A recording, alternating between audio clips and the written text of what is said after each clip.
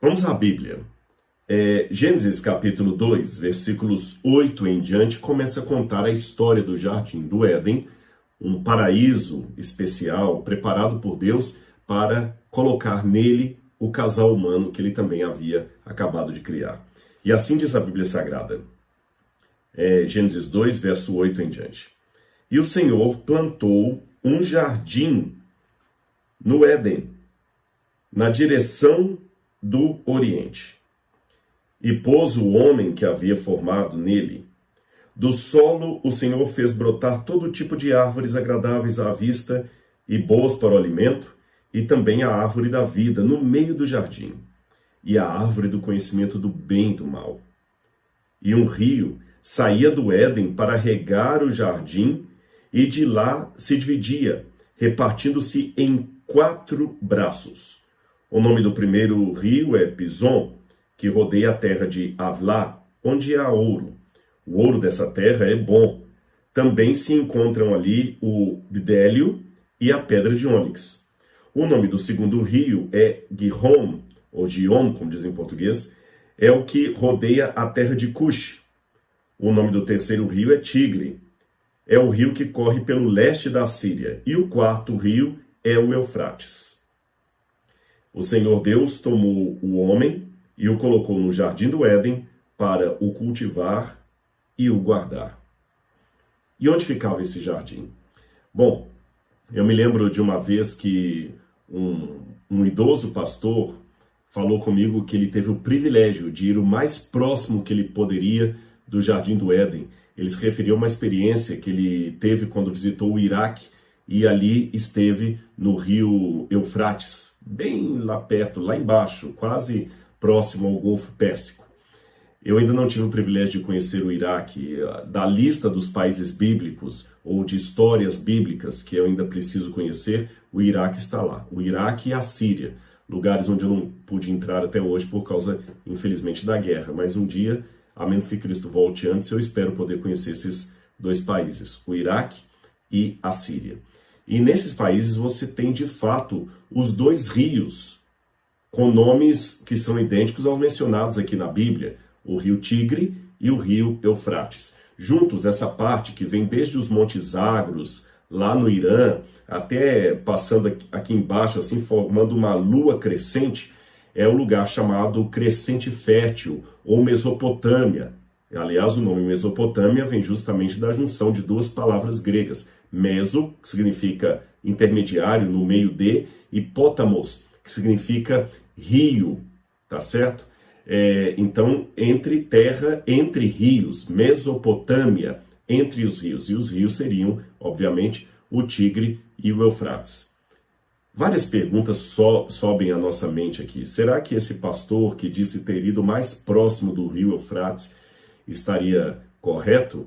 Ele falou isso certamente baseado na passagem da Bíblia que fala que dos 4 rios mencionados em ligação com o Jardim do Éden, você tem 2 deles chamados Tigre e Eufrates, que são os rios que estão ali na Mesopotâmia.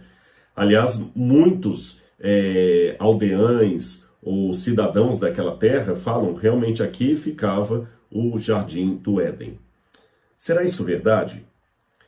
Nós temos alguns problemas aqui para resolver com relação a esta localização do Jardim do Éden, que pode parecer apenas uma curiosidade sem sentido, mas dá para a gente tirar uma lição espiritual que eu vou fazer no final desse vídeo. O primeiro problema é que quando você vê a descrição aqui, ela parece uma descrição geográfica bem atual. O autor do Gênesis coloca: o nome do primeiro rio é Pison, que rodeia a terra de Havilá, onde há ouro. O ouro dessa terra é bom. Também se encontram lá o bidélio. Então, quer dizer, parece que ele está falando de um lugar que ele conhecia. Um dos rios do Éden passavam por essa terra que o autor dá detalhes. Parece até que ele estava lá. Fala até do ouro lá, que era muito bom. Quando ele vai falar o nome do segundo rio, ele fala do Gihon, que rodeia a terra de Cush. Uma terra também conhecida por ele. Ou seja, parece que ele está falando sempre de uma geografia presente, algo que ele experimentou. O grande problema começa a surgir aqui. Em primeiro lugar, o rio Tigre e Eufrates, nós sabemos onde ficavam, mas o rio Gihon e Pison Ninguém faz ideia onde seriam esses rios. Ninguém faz ideia. Mesmo a terra de Avilá e Cush, não temos uma certeza absoluta onde ficava. Na verdade, no Antigo Oriente Médio, não há nenhum rio que se divida em 4 braços, conforme a descrição aqui. E embora, se você for fazer um desenho ali do Golfo Pérsico, você de fato tem o Tigre e Eufrates nascendo aparentemente de um mesmo rio, mas ele não se divide em outros 2 braços. Quais seriam esses outros 2 braços aqui? Um outro problema que nós temos em destacar esses rios aqui é que a Bíblia também fala, depois desse episódio aqui da queda do ser humano, a partir do capítulo 7, ela fala de um dilúvio que Deus mandou e que destruiu toda a terra, exceto a família de Noé, que estava na arca protegida por Deus. O resto da terra foi inundado. Então imagina, se o dilúvio, de fato, foi um evento universal, não ficou nada da geografia pré-diluviana que a gente possa tomar por referência. Então nenhum rio pré-diluviano subsistiria para contar a história, porque a terra seria toda inundada, destruída. E mesmo aqueles que acreditam, eu não faço parte desse grupo, que o dilúvio foi apenas localizado, eles também hão de admitir que ele foi localizado, mas ele destruiu uma área ali. Como é que um rio pré-diluviano sobreviveria depois do dilúvio? Não faz sentido isso aí. Os rios mudam de curso, fora o fato, como eu já falei, que não existe geograficamente nenhum rio que dá 4 braços ali na região do Oriente Médio, exatamente 4 braços, e o Tigre e o Eufrates que temos hoje são 2 braços. Onde é que estão o Gihon e o Pison? Nós temos outro problema aqui, que quando você vai ler aqui o verso 14, fala assim: o nome do terceiro rio é Tigre, é o que corre pelo leste da Assíria. Ora, veja bem, de fato esse aqui no hebraico não fala a palavra tigre, mas os comentaristas e hebraístas estão de comum acordo que se refere ao rio Tigre. Isso aqui não há dúvida na academia. O problema é que o rio Tigre atualmente, ou pelo menos no tempo da antiguidade, ele não passava ao lado da Assíria, mas dentro dela. E aqui diz, o rio Tigre que corre pelo leste da Assíria. No original hebraico está o rio Tigre que corre em frente à Assíria. É porque sempre que eles iam descrever o Oriente, eles descreviam na perspectiva de algo que está defronte de. Então o que o texto bíblico está querendo dizer é o seguinte, que o rio Tigre passava aqui e que ele estava justamente em frente da Assíria, ou pelo leste da Assíria. Então dá a entender que aqui estaria, nessa bolinha, a Assíria, tá vendo? E ao leste dela estaria o rio Tigre, ou seja, defronte dela. O problema é que o rio Tigre não está defronte da Assíria. Ele está passando pelo meio da Assíria. Alguns especialistas antigos, como Seis, diziam que, na verdade, o texto estava falando de Ashur, a capital da Assíria. E Ashur, de fato, ficaria aqui e o rio passaria diante dela. Mas a palavra Ashur, a capital da Assíria, não é usada em nenhum outro momento na Bíblia. Todas as vezes que a Bíblia fala da Assíria, fala do país. Então nós temos aqui uma imprecisão geográfica. Uma imprecisão geográfica. O rio Tigre não passa a leste da Assíria. Então é muito complicado isso aqui. Ele não passa em frente para o ocidente. Aliás, tem um outro problema também. Quando eu pego a capital, Ashur, o rio está no ocidente dela e não ao oriente. Tem esse outro problema para resolver também. Então tem uma imprecisão geográfica aqui. Bom, tentativas houve as mais diferentes de tentar localizar o Éden, tentar corrigir essas discrepâncias históricas aqui. A terra de Cush, para muitos, seria a Etiópia. A terra de Avilá, a terra do ouro. Alguns pensam que a palavra Avilá significa terra de areia, mais ou menos. Alguns pensam que a terra de Avilá seria no sul da Arábia, porque realmente o que você tem ali é um deserto, é uma terra de areia. Então no sul da Arábia que ficaria a terra de Havilá. Aí alguns, com base nisso, até acreditam que, quando a Bíblia fala, eu vou tentar mostrar um mapa para vocês aqui, que o rio Pison seria provavelmente esse rio aqui, Oxus, que também é chamado de Moram Edem, que é um rio que fica ao norte, a Mudaria, melhor dizendo. O nome dele seria a Mudaria, que ficaria onde hoje seria o Irã, seria a Pérsia. Então o rio ficaria aqui. O Tigre e Eufrates estariam aqui no meio, e o outro rio que se perdeu seria o rio Nilo. Uma referência ao rio Nilo, ao rio Persa, o rio de Amudaria, e o Tigre e Eufrates aqui. O grande problema com essa descrição é porque isso aqui não tem nada a ver com um rio que se divide em 4 braços. Outros tentaram dizer que o quarto rio não seria esse rio persa, mas seria o rio Ganges, que está lá na Índia. Então, toda essa região aqui seria a região do Éden. Também é complicado de entender assim. Não parece fazer muito sentido, porque o Ganges, ou mesmo a Mudaria, se você quiser, estão muito distantes aqui do Nilo, aqui no Egito, para falar que são rios que vêm de um mesmo braço, não coincidem com o que a Bíblia falou. Como é que a gente pode resolver esse problema, Rodrigo? Onde estaria o Jardim do Éden? Eu já vi várias colocações. A mais clássica acredita que o Jardim do Éden seria ali no Golfo Pérsico, porque dali que sai o braço que vai dividir entre Rio Tigre e Eufrates.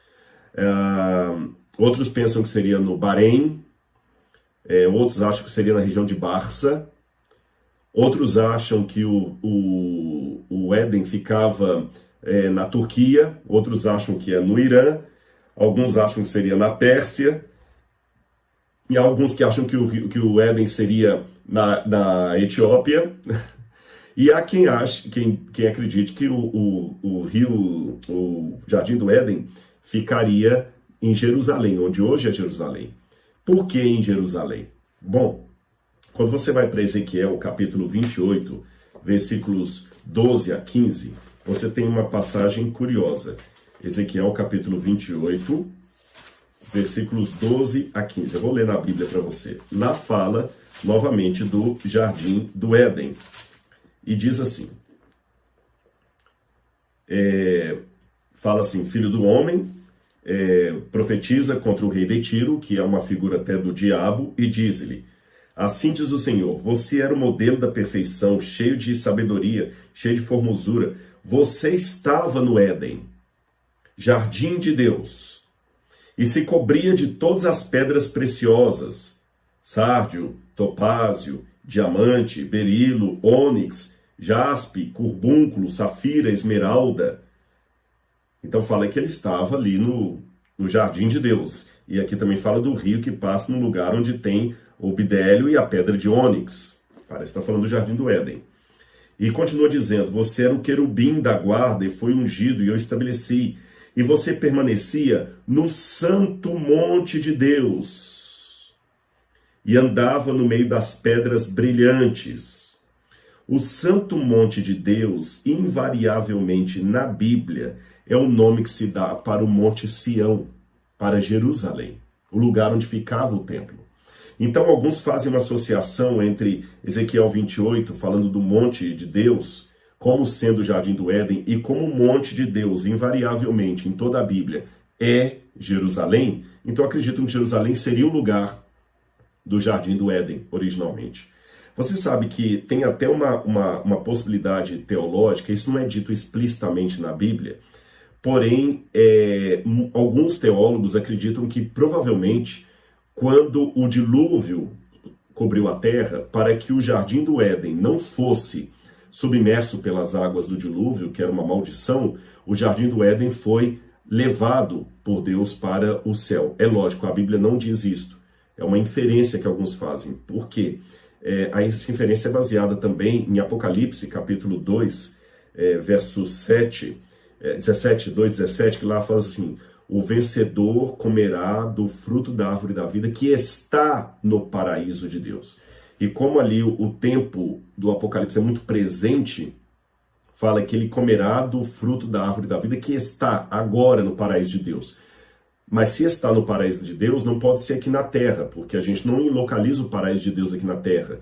E a promessa do Apocalipse parece estar se referindo à Nova Jerusalém, que tem a árvore da vida e que desce do céu. E segundo o entendimento de muitos, ela desce sobre o Monte das Oliveiras, que de acordo com o livro de Zacarias vai se fender. E ali haverá o juízo final. E existe inclusive uma crença judaica que Jerusalém será o último ato de juízo de Deus com os homens, que muitos pensam que será aquela cena do final do milênio no Apocalipse, quando a Nova Jerusalém desce sobre o Monte Sião, perdão, sobre o Monte das Oliveiras, e abre uma fenda, e no lugar da Jerusalém terrena, desce a Jerusalém do céu, que de acordo com uma interpretação teológica que faz sentido, a Jerusalém do céu é nada mais nada menos que o Éden restaurado. Então é a partir dessas inferências que alguns deduzem que o Éden não foi de certa forma abandonado por Deus, tanto é que ele deixou querubins ali protegendo a árvore da vida, mas Deus também não o destruiu no dilúvio, porque se Deus tivesse destruído o Éden no dilúvio, não faria sentido João fazer referência à promessa de Deus que o vencedor comerá do fruto da árvore da vida que está no paraíso de Deus. Então por isso deduz-se que o paraíso não foi destruído. Se ele não foi destruído e ele não está na terra, então Deus o transportou para o céu. Mas isso, como eu disse, não está explicitamente na Bíblia, é uma inferência que muitos fazem. Seja como for, Rodrigo, onde ficava o Éden? Alguns teólogos liberais, como Robert Alter, falam o seguinte: é bobagem procurar o jardim do Éden, porque essa primeira parte aqui do Gênesis é proto-história, isso aqui é novela. Gênesis 1 a 11 é bem diferente do estilo literário de Gênesis 12 em diante, que fala dos patriarcas. Ali parece histórico, o anterior parece mitológico. Porém, isso não é um consenso, não. Há hebraístas sérios, como Ephraim Spicer, que diz que não, que o prefácio do Gênesis é histórico. E ali é o prefácio da história que virá depois do capítulo 12. E até a forma como descreve aqui o Bidélio e tudo. Então, alguns pensam que existe alguma historicidade, sim, no Gênesis. Mas se houve essa historicidade, o dilúvio cobriu a terra, por que eu posso dizer que esses rios aí é onde estaria localizado o Jardim do Éden? No Talmud, você fala do Éden do alto e do Éden de baixo, que aparentemente os dois se encontram quando, pela hipótese que eu levantei, o Éden daqui foi levado para as alturas por Deus. Bom, como é que eu interpreto isso aqui? Eu, aparentemente, irmãos, não creio que o rio Tigre e Eufrates de hoje correspondem ao Tigre e Eufrates mencionado aqui no livro do Gênesis. Por que razão? O dilúvio foi um evento tão catastrófico que, se ele foi verdadeiro como a Bíblia apresenta, ele não pode ter sido uma inundação. Porque Deus promete a Noé, o pacto noético, que ele não mandaria outro dilúvio sobre a terra. E inundação tem uma atrás da outra acontecendo na história. Se o dilúvio, então, for uma inundação localizada, Deus quebrou a promessa, porque ele mandou várias outras inundações e ele falou que não mandaria mais um dilúvio sobre a terra. Outra questão, Jesus promete que a volta dele será como o dilúvio. Aliás, até o apóstolo Pedro fala, assim como Deus destruiu aquela humanidade pelo dilúvio, destruirá agora novamente pelo fogo. Então a comparação, o paralelo que tanto Pedro quanto Jesus fazem do fim dos tempos e do dilúvio, mostra uma universalidade, porque o fim dos tempos, o juízo final, a volta de Jesus, é um evento de característica global, universal. Então o dilúvio também tem de ter sido um elemento global, universal. E quando você vê pela geologia, mesmo a geologia evolucionista, ela admite que a Terra passou por catástrofe, ou catástrofes no passado, que dizimaram todo o planeta. Por exemplo, pergunte para um evolucionista como é que os dinossauros desapareceram. Ele vai falar que provavelmente foi um astroblema, um meteoro que caiu do céu, ali mais ou menos onde hoje é o Golfo Pérsico, e causou aquele cataclismo que sepultou animais, paquidermes, destruiu os dinossauros. E depois que veio, no outro período aí, a geração dos seres humanos. Se eu trabalhar com a hipótese que essas múltiplas catástrofes universais que os geólogos evolucionistas apresentam pode ter sido tanto uma, ou seja, o dilúvio, aí realmente eu posso mais uma vez ratificar que a Terra não poderia ter hoje sobrevivido nada da geografia ou da geologia pré-diluviana. Só para você ter uma noção, em geologia há dois tipos de eventos, o ordinário e o extraordinário. O evento ordinário é aquele que acontece aos pouquinhos, que a gente nem consegue testemunhar. Uma erosão, um envelhecimento de um edifício. Por exemplo, se eu pegar essa casa que eu moro aqui e deixá-la sem manutenção, ao léu, tomando sol, chuva, sem manutenção, um dia ela vai cair. Mas vai ser daqui a uns 400 anos, talvez daqui a 400 anos, sem nenhuma manutenção, um dia essa casa cai. Aí quando ela cair, alguém pode falar assim, realmente, essa deve ser uma casa de 400 anos, porque ela está tão envelhecida e agora ela caiu. Porém, um terremoto poderá fazer essa casa cair em 2 segundos, mesmo que ela tivesse sido construída há 1 ano.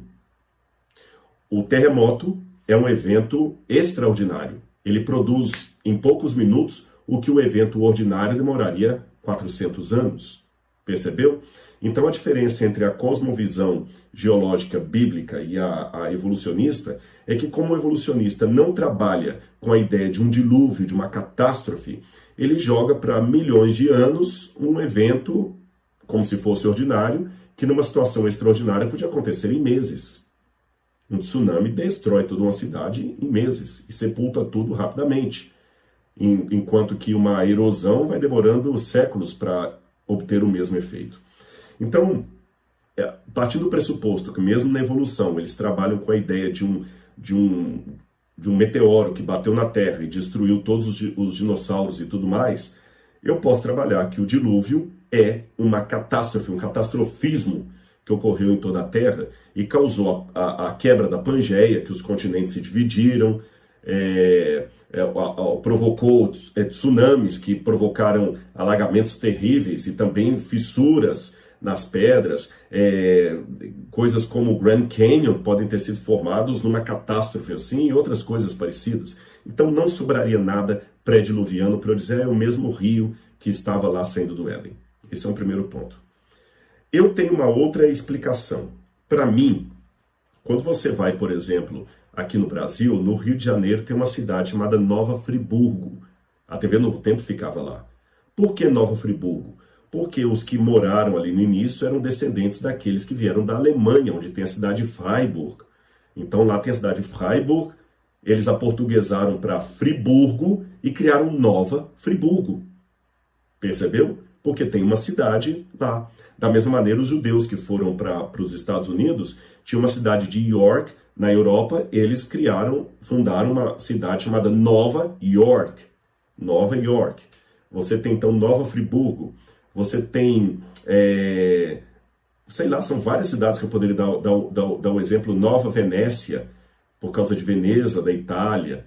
Então tem um monte, Nova Odessa, por causa da cidade de Odessa. Então, como assim as pessoas acabam rebatizando assentamentos atuais com o nome de um assentamento antigo que tem a ver com os seus ancestrais? Eu posso entender que aqueles primeiros habitantes da Mesopotâmia, cônscios da tradição dos seus ancestrais, que vieram de Noé, rebatizaram o nome daqueles 2 rios ali, Tigre e Eufrates, com o nome que os seus ancestrais contavam dos rios que saíam do antigo Éden. Porque a ideia do Éden encontradiça em muitos tabletes cuneiformes da primeira literatura produzida pela humanidade ali na Mesopotâmia. Falavam do jardim de Edim, ou Edino, que significa planura, tal como a palavra Éden em hebraico. E a história é muito parecida com a Bíblia. Fala de um jardim que tinha um casal que perdeu a salvação, de um dilúvio. Então eles simplesmente rebatizaram aqueles 2 rios com o nome dos rios da tradição adâmica que eles traziam, daqueles que sobreviveram ao dilúvio. Só isso, só isso. E como o lugar parecia realmente um paraíso, um crescente fértil, chamaram aquele lugar ali de Eridu, que é uma das primeiras cidades que se fundam ali na região do Golfo Pérsico. E Eridu parece ter uma relação com a palavra Éden, porque você tem no tablete a ligação com Edenu. E de Eridu, os 2 rios que saem ali, eles falavam Tigre e Eufrates, só isso. Eu sei que essa minha hipótese não resolve um outro problema. que é o fato do descritor do Gênesis parece falar de localizações geográficas que ele estava familiarizado com elas. Olha a terra de Avilá, a terra de Cush, que eu falei que poderia ser a Etiópia, Avilá podia ser o sul da Arábia. Só que eu noto no livro do Gênesis uma anotação editorial que provavelmente nem seria de Moisés. Isso que eu vou dizer aqui, eu falo com muito cuidado, porque eu não estou endossando a hipótese documentária da alta crítica. Quem estudou teologia sabe do que eu estou falando, que acredita que o Gênesis é uma coxa de retalhos de vários autores. Não vejo assim. Eu acredito que a maior parte do Gênesis foi escrito por Moisés, mas um editor pode depois ter ajuntado os capítulos, dado o formato editorial, e esse editor fez anotações posteriores a Moisés. Por exemplo, Ur aqui é descrito como Ur dos Caldeus. Na época de Moisés não existia Ur dos Caldeus, Caldeia. Isso é uma nomenclatura posterior. Então você vê que alguém fez ali uma atualização do texto para fazer uma referência, mais ou menos, do que ele quer dizer. Quando Abraão foi perseguir os que tinham atacado Ló e sequestrado Ló, diz que ele os perseguiu até Dan. Mas Dan é uma cidade que só ia ter esse nome séculos depois, quando Jacó teria um filho chamado Dan, que por sua vez geraria uma tribo das de Israel chamada tribo de Dan. Essa tribo conquista a cidade de Lechem e ele dá o nome de Dan. Isso eu estou falando por volta de 1300 a.C., enquanto Abraão está por volta de 1800, 1900 a.C., ou seja, estou falando de 500 anos antes. Como é que Abraão poderia persegui-los até Dan se não existia nenhuma cidade com esse nome? Essas atualizações são similares àquela que os historiadores usam quando falam em 1500, Pedro Álvares Cabral descobriu o Brasil. Ele não descobriu o Brasil, não tinha nenhum país com esse nome. Como é que você vai descobrir uma coisa que não existe? A rigor, Pedro Álvares Cabral, em 1500, descobriu uma terra que muito tempo depois viria a ser chamada Terra de Veracruz, Terra de não sei o que mais, tal, Terra Brasil, Terra do Brasil. Mas para não complicar com tantos detalhes, o historiador facilita, ele descobriu o Brasil. Cristóvão Colombo, em 1496, descobriu a América. Ele descobriu a América. Ele nem sabia que aquele continente ia se chamar América. Ele descobriu uma terra que depois se chamaria América. Então essas atualizações anacrônicas da história também estão aqui no texto do Gênesis. E eu acredito que esse mesmo editor que fez algumas anotações anacrônicas aqui, também fez algumas anotações. Olha, o primeiro rio é o Pison, que rodeia a terra de Avilá. Olha, ele fez uma anotação. Por que ele fez essa anotação? Dando mais ou menos as coordenadas geográficas, a partir de onde eles imaginavam que poderia ser a região do Éden, na Banda do Oriente. Porque é importante notar também que Éden é o nome de uma região. Uma região. E o Senhor plantou um jardim no Éden. É que, pela tradição histórica, a gente acabou chamando o jardim também de Éden, assim como chamamos Mar da Galileia, o lago que fica na Galileia, mas a rigor Galileia não é só o nome do lago, Galileia é uma região, a região da Galileia. E na região da Galileia tem um lago que também é chamado Lago da Galileia. Então, na região do Éden, tem um jardim que também é chamado de Éden. Simples assim. Mas a região do Éden é maior do que o jardim do Éden. Tanto é que, quando vai falar dos rios, fala assim, um rio saía do Éden para regar o jardim. Então o rio nem nascia no jardim. Ele nascia na região para regar o jardim. E o autor, pelo menos dessa anotação aqui, imaginava que, mesmo com a configuração atual, provavelmente o local dessa região do Éden, antes do dilúvio, seria aquele local que hoje nós chamamos de Oriente Médio ou Crescente Fértil. Só isso. Mas não a localização precisa do jardim. Eu sei que você pode ficar um pouco desanimado. Poxa, eu pensei que o Rodrigo ia responder, então, onde era o Jardim do Éden? Então não é lá no Iraque? Não. Mas eu quero ler para você uma passagem aqui de Lucas, capítulo 17, verso 20 em diante. Indagado pelos fariseus sobre quando viria o reino de Deus, o Jardim do Éden restaurado, Jesus lhes respondeu: o reino de Deus não vem com visível aparência, nem dirão, ele está aqui ou está lá, porque o reino de Deus está entre vocês. Algumas Bíblias traduzem o Rei de Deus está dentro de vocês, mas eu não gosto muito dessa tradução. Pelo contexto grego aqui, não dessa parte só, mas de todo o capítulo, Jesus estava se referindo a si mesmo, porque ele estava no meio dos fariseus, tá certo? No meio dos fariseus. O reino de Deus está aqui. Ele não vem mais com visível aparência por causa do pecado. Veja o que aconteceu. Depois do pecado, Deus apareceu para o povo de Israel na montanha do Getsêmani, do Sinai. E Deus falou com Moisés: Moisés, faça um santuário ali no meio para que eu possa habitar no meio do povo.